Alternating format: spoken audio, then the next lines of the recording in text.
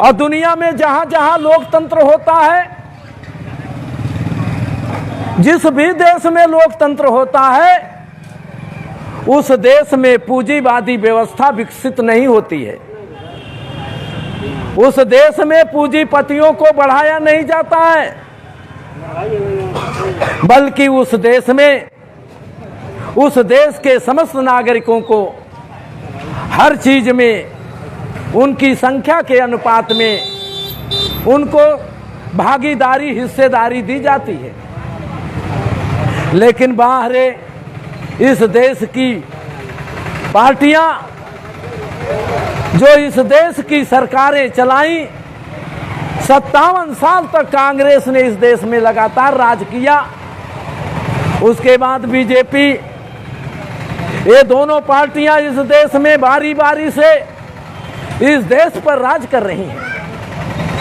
ये दोनों पार्टियां इस देश में पूंजीपतियों की हितैषी हैं।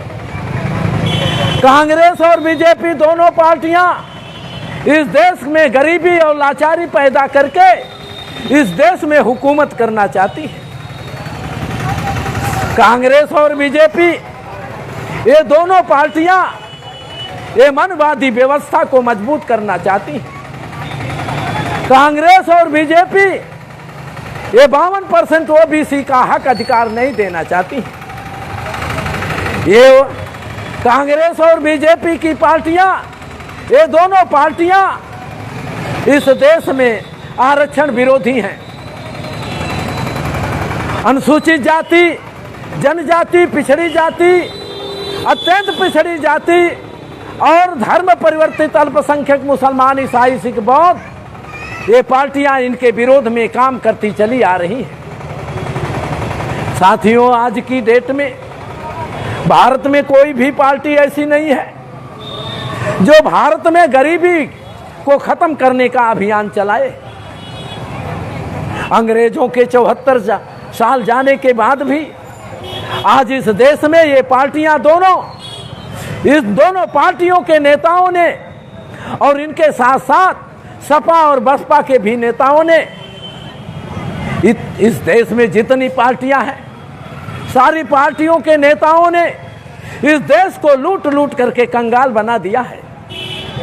इस देश को खोखला बना दिया है। इस देश की जनता के हित की इनको कोई चिंता नहीं है।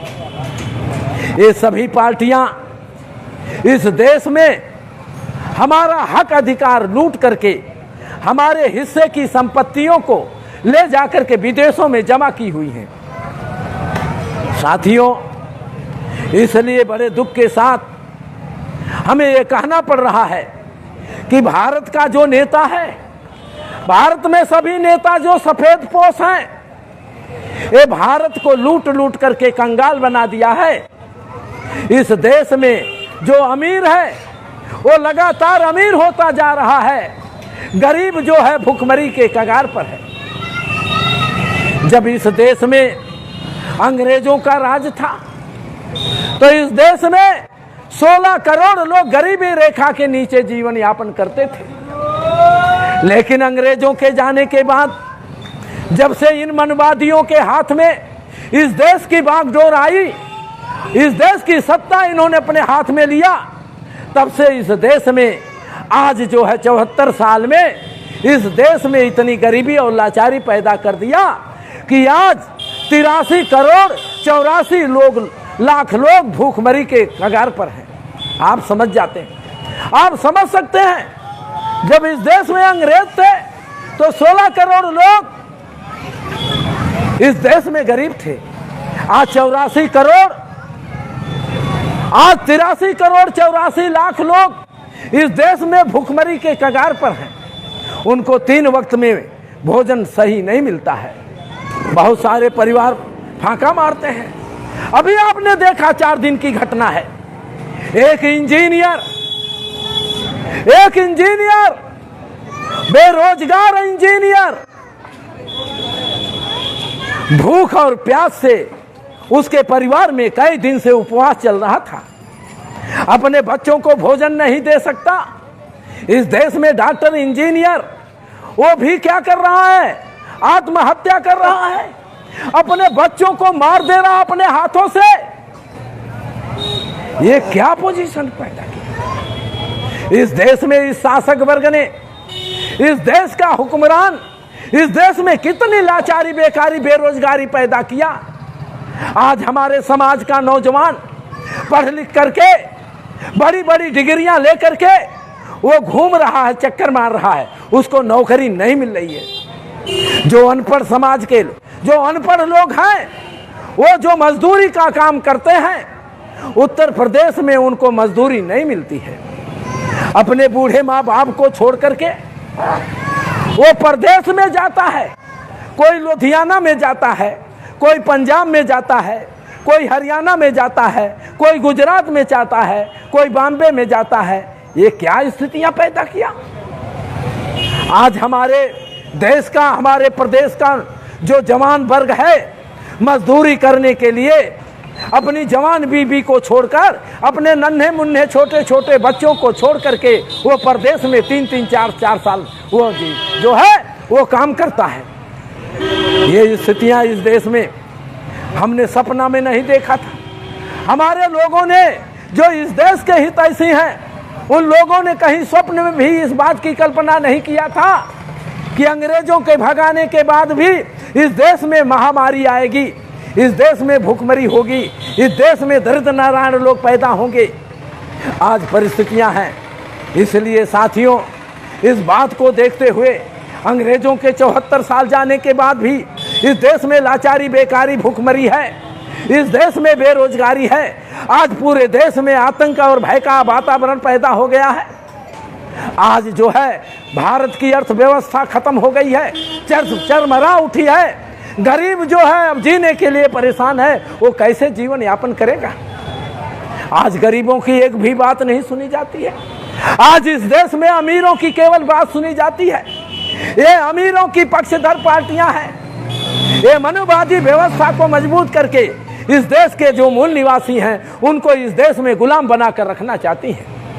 इसलिए साथियों, इन नेताओं का जो चरित्र है, इस देश में जितनी पार्टियां हैं, इस देश में लाचारी, बेकारी, भूखमरी पैदा करके इस देश में केवल हुकूमत करना चाहती हैं।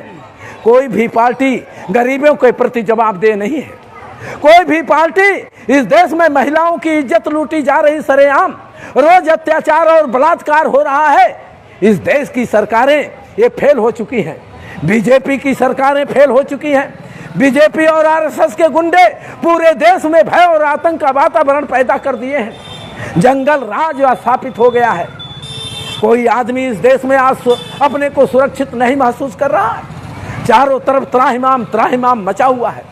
साथियों, इस बात को देखते हुए बहुजन मुक्ति पार्टी ने इस बात का विचार किया, हमने इस बात का विचार किया कि भारत में कोई भी पार्टी गरीबों के लिए कोई काम नहीं करती है। ये पूंजीवादी व्यवस्था को मजबूत करने के लिए काम कर रही है। सपा बसपा ने भी बड़े लोगों को ही मजबूत करने का काम किया। सपा बसपा ने भी हमको धोखा दिया।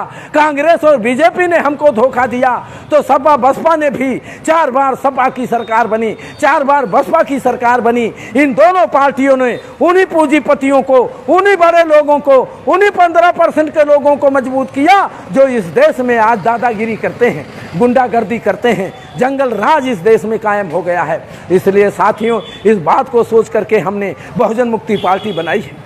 बहुजन मुक्ति पार्टी इस देश की गरीबी खत्म करेगी। इस देश में भारत में कोई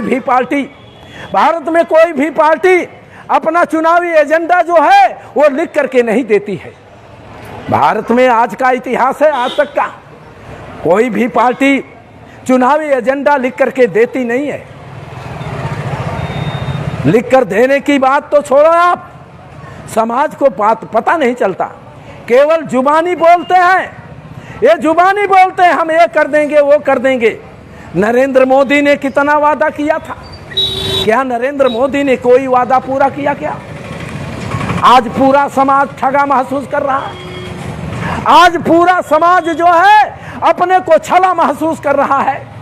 ये नेता छलिया है, ये नेता धोखेबाज है, ये नेता दलाल और भणुए हैं। ये जो है पूंजीवादी व्यवस्था को, अडानी, अंबानी, टाटा, बिरला को मजबूत करने का ये काम करते हैं। हमारा हक अधिकार छीन करके ये अमीरों को ये देने का काम कर रहे हैं। इसलिए साथियों, इस देश की स्थिति को देखते हुए हमने बहुजन मुक्ति पार्टी बनाई है। बहुजन मुक्ति पार्टी ये गरीबों की लड़ाई लड़ेगी। बहुजन मुक्ति पार्टी इस देश में गरीबी खत्म करने का अभियान चलाएगी। हमारी पार्टी जिस दिन सत्ता में आएगी, हम लिख करके देंगे। हम चुनाव के समय, हम चुनावी एजेंडा हम लिख करके, भारत में कोई भी पार्टी नहीं देती है।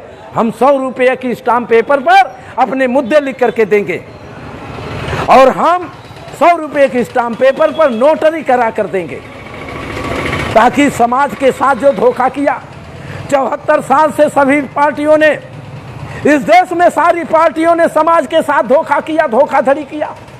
हम चाहते हैं ये धोखाधड़ी बंद होना चाहिए। इसलिए हम चाहते हैं कि इस देश में जो भी पार्टी चुनाव लड़ती है, अपना एजेंडा 100 रुपये की स्टाम्प पेपर पर नोटरी करा कर दे, ताकि समाज के प्रति वो जवाबदेह हो।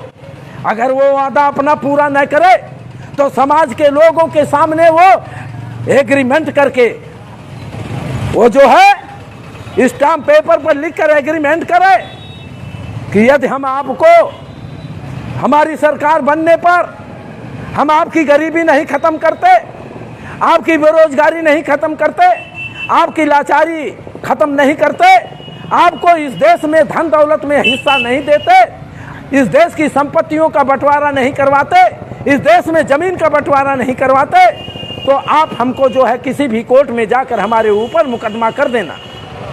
साथियों, हम ऐसा लिख करके देना चाह रहे हैं। बहुजन मुक्ति पार्टी इस तरह से लिख कर देगी, क्योंकि हम धोखाबाजी नहीं करने वाले हैं। 74 साल से हमारे साथ धोखा हो रहा है। अब हम चाहते हैं इस देश में जो धोखेबाजी का काम है, ये पार्टियां जो इस देश में बिजनेस चला रही हैं, इनका बिजनेस बंद होना चाहिए। इसलिए बहुजन मुक्ति पार्टी इस देश की जो व्यवस्था है उसका चरित्र बदलने के लिए आई है। भारत की राजनीति करप्ट है, इसमें करप्शन है, इसमें भ्रष्टाचार है। ये भ्रष्ट लोगों के द्वारा बनाई हुई पार्टियां हैं। ये भ्रष्ट लोग इस देश का उद्धार नहीं कर सकते, इस देश में अमन चैन पैदा नहीं कर सकते, इस देश में खुशहाली पैदा नहीं कर सकते, इस देश में समानता नहीं पैदा कर सकते, इस देश की गरीबी खत्म नहीं कर सकते। इसलिए बहुजन मुक्ति पार्टी ये हमारे इस देश में हमने बनाया है और ये पार्टी आपको लिख करके 100 रुपये की स्टाम्प पेपर पर देगी। अगर ये इस तरह से कोई पार्टी आपको लिख कर देती है तो उसको वोट दीजिएगा, अन्यथा उसे वोट देने की जरूरत नहीं है, क्योंकि हमने बहुत धोखा खाया। इसलिए यदि हमारी बात समझ में आती है तो आप हमको सपोर्ट करेंगे। 2022 के चुनाव में हमको भारी मतों से विजयी बनाएंगे। इन्हीं शब्दों के साथ हमने अपनी बात को रखा।